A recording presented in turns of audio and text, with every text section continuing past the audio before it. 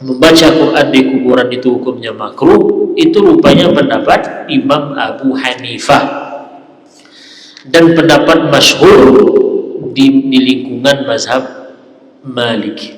Pendapat yang mengatakan bahwa baca Quran di kuburan itu disyariatkan, bukan makruh, itu pendapat kalangan ulama-ulama Syafi'iyah, dan itu menjadi pendapat pilihan dalam mazhab Imam Ahmad bin Hanbal, artinya pengikut mazhab Imam Ahmad bin Hanbal. Pada awalnya Bapak Ibu, Imam Ahmad bin Hanbal termasuk yang memakruhkan baca Quran di kuburan. Pendapat pertamanya mengatakan bahwa makruh hukumnya baca Quran di kuburan. Tapi ternyata Imam Ahmad bin Hanbal berubah pikiran, berubah pendapat dari makruh, kemudian beliau membolehkan. Atas dasar apa? Atas dasar sebuah athar, sebuah riwayat yang berasal daripada Ibnu Umar radhiyallahu anhu, di mana Ibnu Umar pernah berwasiat.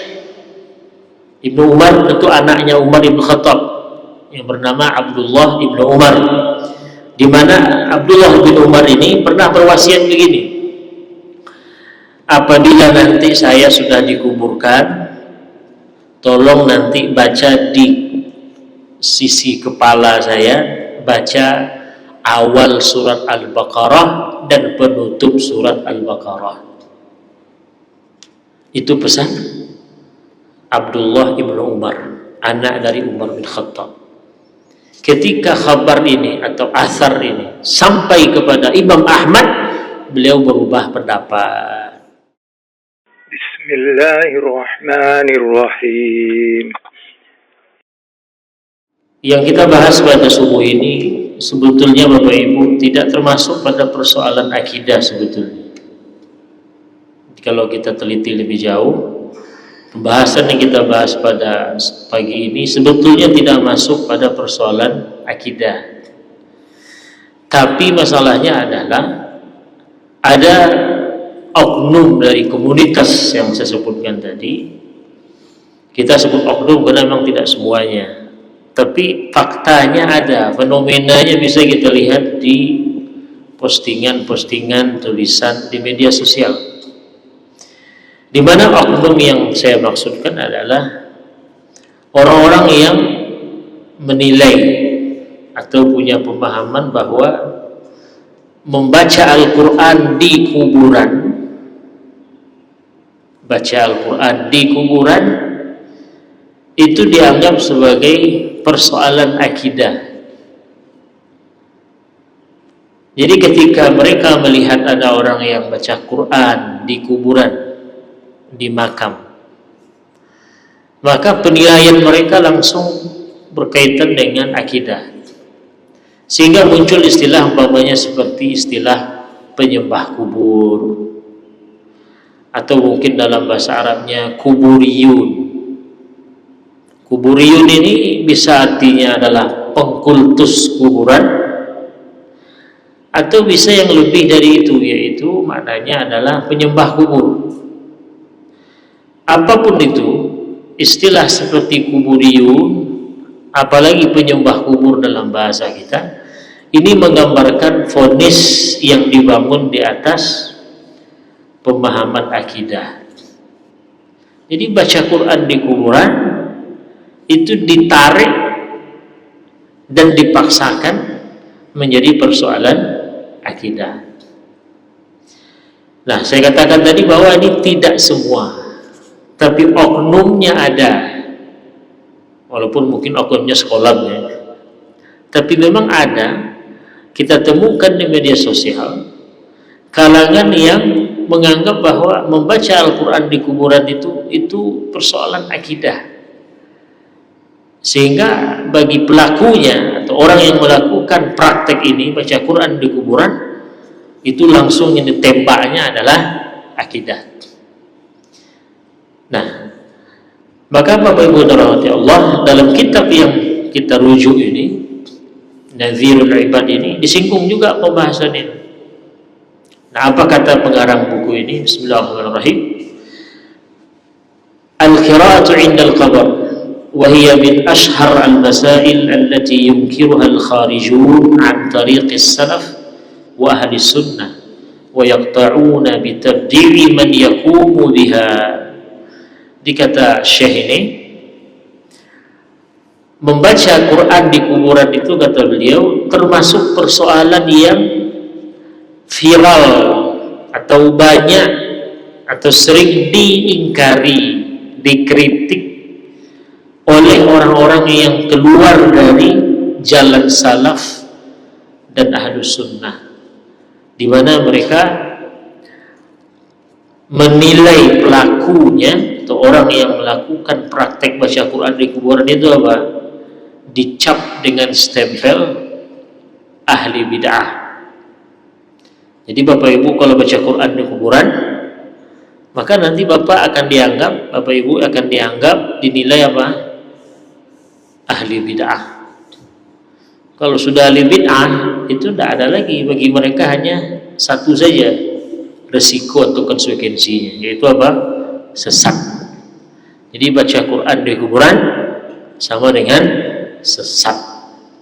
Kalau sudah sesat, nggak mungkin di surga, Pak. Neraka. Sesat sama dengan di neraka. Jadi baca Quran di kuburan, neraka. Bal sarraha ba'duhum li'annaha madharun min madahir al-kuburiyah. Nah, ini yang tadi yang saya singgung. Bahkan tidak cukup dengan memberikan label ahli bid'ah saja kepada orang yang baca Quran di kuburan. Bahkan ada sebagian mereka, kata sebagian ini kita tidak mengeneralisir, tapi kita mengatakan bahwa ada sebagian dari kalangan itu secara jelas mengatakan bahwa membaca Quran itu adalah salah satu bentuk praktek kuburiyu atau kuburiyah, pengkultusan terhadap kuburan. Jadi kalau kita baca Quran di kuburan, itu kata oknum ya, dari komunitas ini, mereka mengatakan bahwa ini adalah praktek atau salah satu praktek yang mengkultuskan kuburan, mengagungkan kuburan, yang tentunya bagi mereka dilarang. Dibaca Quran di kuburan itu sudah dianggap masuk pada kategori mengkultuskan kuburan, mengagungkan kuburan. Nah, ini yang jadi persoalan Bapak Ibu yang dirahmati Allah. Jadi bagi kita yang mungkin sudah lama mengamalkan itu, melakukan itu, tentu akan merasa tersinggung paling tidaknya, atau kita merasa kita disesatkan, atau yang paling gawat dikafirkan Bapak Ibu. Nah, kata Syekh ini Bapak Ibu, wal haqqu anna al-haqqa fi janib wa hum fi janibin akhar ba'id. Menurut Syekh ini, pandangan mereka terhadap membaca kuburan, membaca Quran di kuburan itu sangat jauh dari kebenaran. Jadi praktek membaca Quran di kuburan itu bukan persoalan akidah. Kalaupun memandang itu persoalan bid'ah, kita harus bedakan antara bid'ah dalam masalah khilafiyah dengan persoalan yang memang disepakati itu persoalan bid'ah. Qunut subuh umpamanya, kita akui bahwa ada memang mazhab yang mengatakan itu bid'ah. Tapi apakah atas dasar itu kita mengatakan bahwa semua yang melakukan qunut subuh, yang continue melaksanakan qunut pada waktu subuh, itu dianggap ahli bid'ah? Tentu tidak. Tapi kalau ada yang memahami itu bid'ah, silahkan. Tapi persoalan bid'ah dalam masalah khilafiyah tentunya tidak sama dengan persoalan yang memang disepakati bid'ah oleh mayoritas ulama. Jadi kalaupun ada yang mengatakan bahwa membaca Quran di kuburan itu adalah praktek yang termasuk praktek bid'ah, silakan, tidak ada masalah. Tapi ingat, persoalan ini persoalan khilafiyah. Sama seperti membaca kunut, mendawamkan atau selalu membaca kunut di waktu sholat subuh. Maka kata Syekh ini Bapak Ibu, lifuqaha'il Islam fi hadhihi al-mas'alah qaulan masyhuran. Jadi beliau mengajak kita untuk melihat bagaimana pandangan ulama tentang hukum membaca Quran di kuburan. Apa ada yang mengatakan itu persoalan akidah? Apakah ada di kalangan ulama kita yang mengatakan baca Quran di kuburan itu membuat iman kita rusak atau tadi dianggap sebagai bentuk dari pengkultusan kuburan? Ini kata beliau. Para ahli fikih itu orang yang memahami ilmu agama syariat ini dari aspek fikih, ilmu fikih. Kata beliau, ahli fikih dalam agama Islam dalam masalah membaca Quran di kuburan itu punya dua pendapat. Pertama kata beliau, karahatul qiraah 'alal kubur. Pendapat pertama di kalangan ulama fikih adalah membaca Quran di kuburan itu hukumnya makruh. Makruh dalam artian sebaiknya jangan dilakukan.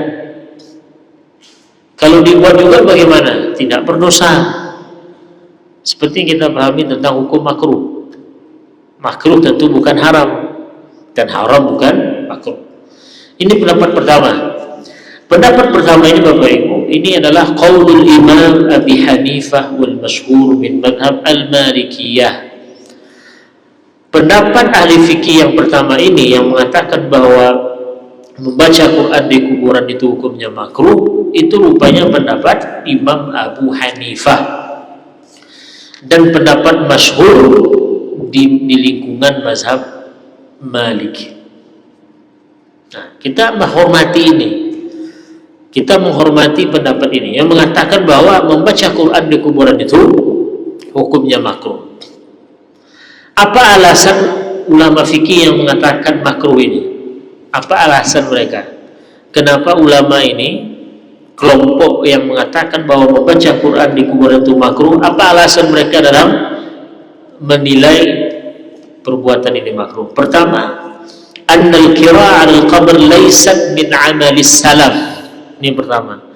Menurut kelompok pertama ini yang mengatakan bahwa membaca Quran di kuburan itu makruh, karena mereka menganggap bahwa tidak ada ulama salaf atau generasi salaf, sahabat, tabi'in, tabi'in melakukannya.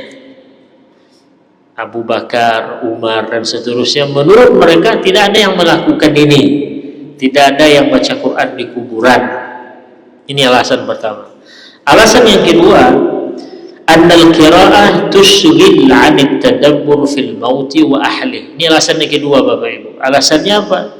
Mereka memandang kalau baca Quran di kuburan itu akan membuat kita itu tidak fokus dalam mengingat kematian. Nah, ini alasan mereka. Jadi kalau kita baca Quran di kuburan itu akhirnya kita tidak bisa konsentrasi, tidak bisa fokus dalam mengingat kematian. Sementara tujuan dari menziarahi kubur itu untuk mengingat kematian. Kata Nabi kan begitu. Fa innaha tudzakkirukum bil akhirah. Ziarah kubur itu akan membuat kita teringat dengan akhirat, ingat mati. Nah, kalau kita baca Quran, tentu kita tidak fokus lagi jadinya untuk mengingat kematian. Nah, ini alasannya. Wal qaul tsani, pendapat yang kedua Bapak Ibu di kalangan ulama fikih kita mengatakan bahwa annal qira'ata 'alal qabr masyru'ah. Membaca Quran di kuburan itu disyariatkan.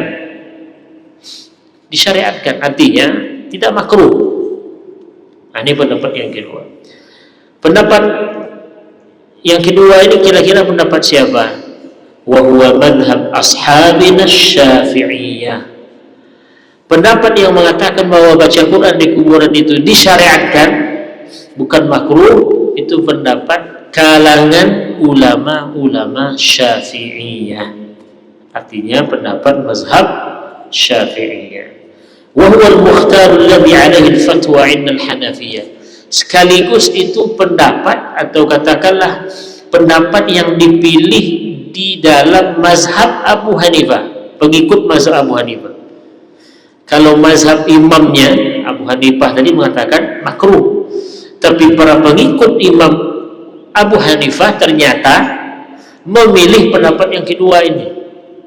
Imamnya mengatakan makruh, Abu Hanifah itu sendiri, tapi pengikutnya, ulama-ulama juga mengatakan bahwa pendapat yang kami pilih ternyata pendapat yang kedua ini.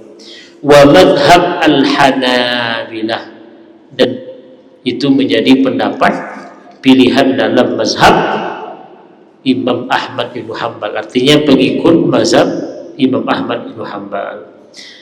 Ma'asyiral muslimin wal muslimat yang dirahmati Allah. Nah, ini dua pendapat inilah yang ada dalam masalah membaca Quran di kuburan. Artinya apa Bapak Ibu yang dirahmati Allah? Tidak ada pendapat yang mengatakan membaca Quran di kuburan itu praktek penyembah kubur, praktek yang merusak iman, praktek yang akan mengiring ke dalam kesyirikan dan semacamnya. Tidak ada. Maka yang kita pertanyakan, dari mana datangnya asumsi bahwa membaca Quran di kuburan itu akan mengarah kepada rusaknya akidah atau mengiring kita ke dalam kesyirikan. Ini yang mesti kita perhatikan Bapak Ibu. Kalau Bapak Ibu mungkin sudah jauh dari pemahaman yang berbahaya ini, tapi jangan, siapa yang bisa menjamin cucunya atau anaknya, anak Bapak Ibu, cucu Bapak Ibu selamat dari pemikiran yang seperti ini?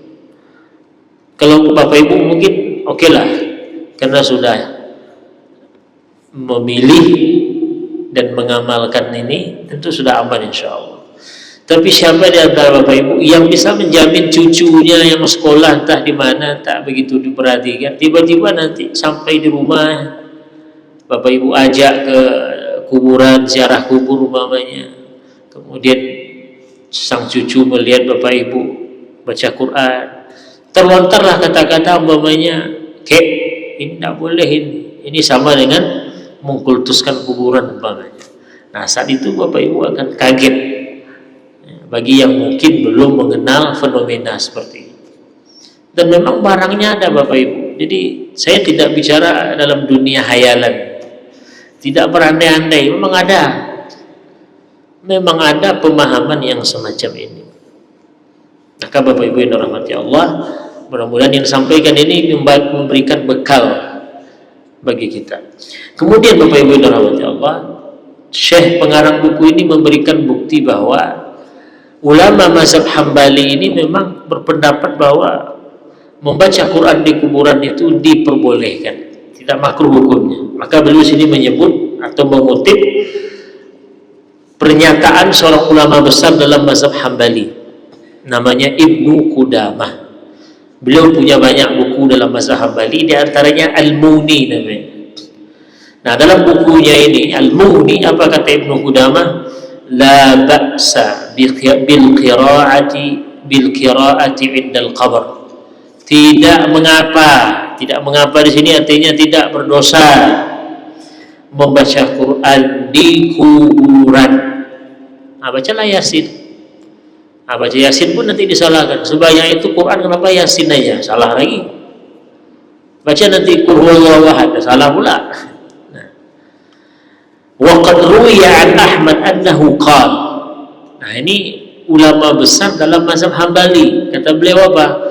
Ada riwayat dari Imam Ahmad bin Hanbal. Artinya ada cerita, ada peristiwa di mana Imam Ahmad itu pernah mengatakan begini: "Idza dakhaltumul maqabir iqra'u ayatal kursi."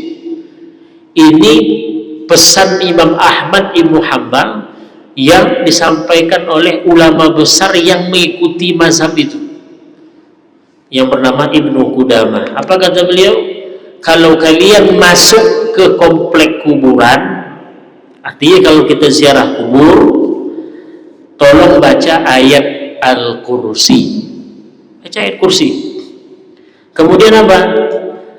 Dan baca 3 kali Qul huwallahu ahad.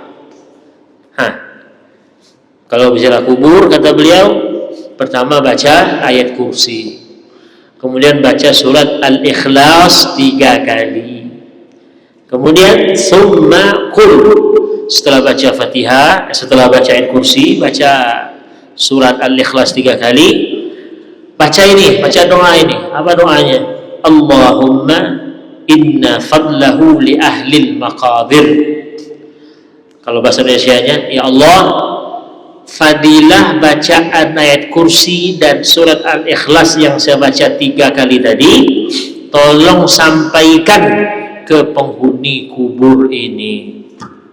Apa artinya itu? Kirim pahala bacaan Quran.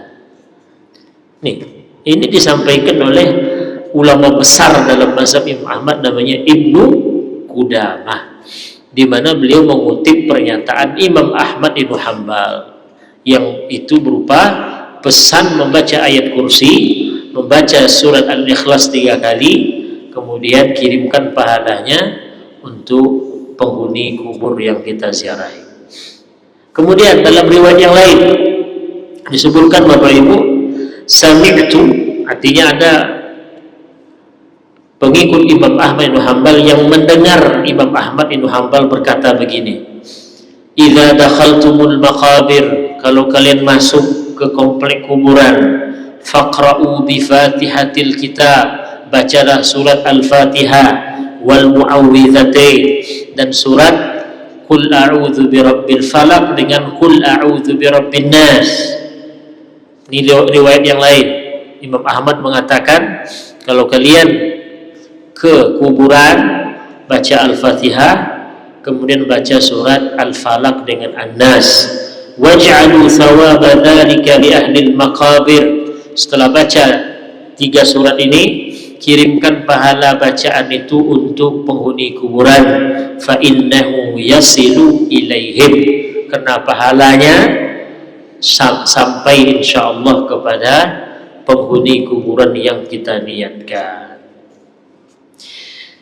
Nah, kata ulama ini atau kata pengarang kitab ini, waqad kana al-Imam Ahmad yaqra'u al-qira'ah 'ala al-qabr thumma raja'a. Pada awalnya Bapak Ibu, Imam Ahmad bin Hanbal termasuk yang memakruhkan baca Quran di kuburan. Pendapat pertamanya mengatakan bahwa makruh hukumnya baca Quran di kuburan. Tapi ternyata Imam Ahmad bin Hanbal berubah pikiran, berubah pendapat dari makruh, kemudian beliau membolehkan. Atas dasar apa? Atas dasar sebuah athar, sebuah riwayat yang berasal daripada Ibnu Umar radhiyallahu anhu, di mana Ibnu Umar pernah berwasiat.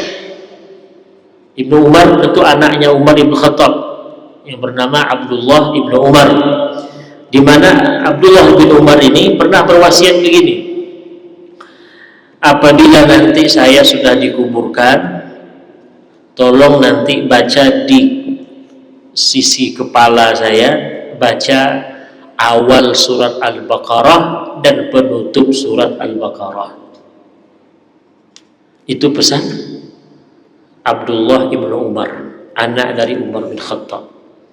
Ketika kabar ini atau asar ini sampai kepada Imam Ahmad, beliau berubah pendapat. Karena ceritanya Bapak Ibu, beliau ketika melihat ada orang buta baca Quran di kuburan, beliau tegur, ini apaan ini? Ini baca Quran di kuburan ini bid'ah ini, kata beliau. Nah, salah seorang sahabat yang menemani beliau kala itu, dia sahabat ini tahu tentang wasiat Ibnu Umar tadi. Nah, akhirnya beliau sampaikan kepada sang imam, wahai imam, bagaimana menurutmu tentang si anu? Artinya perawi cerita wasiat Abdullah bin Umar ini. Kata beliau, boleh diterima hadisnya, artinya kredibel, bisa diterima, kredibel perawinya. Nah, kata kawannya ini, kalau begitu saya pernah mendengar satu riwayat yang menceritakan Abdullah bin Umar yang perawinya adalah orang yang saya tanyakan tadi. Kata beliau menyatakan bahwa Ibnu Umar pernah berwasiat untuk dibacakan awal surah Al-Baqarah dan penutup surah Al-Baqarah ketika beliau sudah dikuburkan. Maka ketika beliau sudah tahu tentang riwayat ini, akhirnya beliau mengatakan, tolong sampaikan kepada orang tua tadi, orang buta tadi, suruh dia baca atau suruh lanjutkan, atau katakanlah, sampaikan ke orang buta itu bahwa membaca Quran itu hukumnya boleh di kuburan. Ma'asyiral muslimin wal muslimat yang dirahmati Allah, ini yang bisa kita sampaikan. Mudah-mudahan ada waktu kita lanjutkan. Terima kasih. Assalamualaikum warahmatullahi wabarakatuh.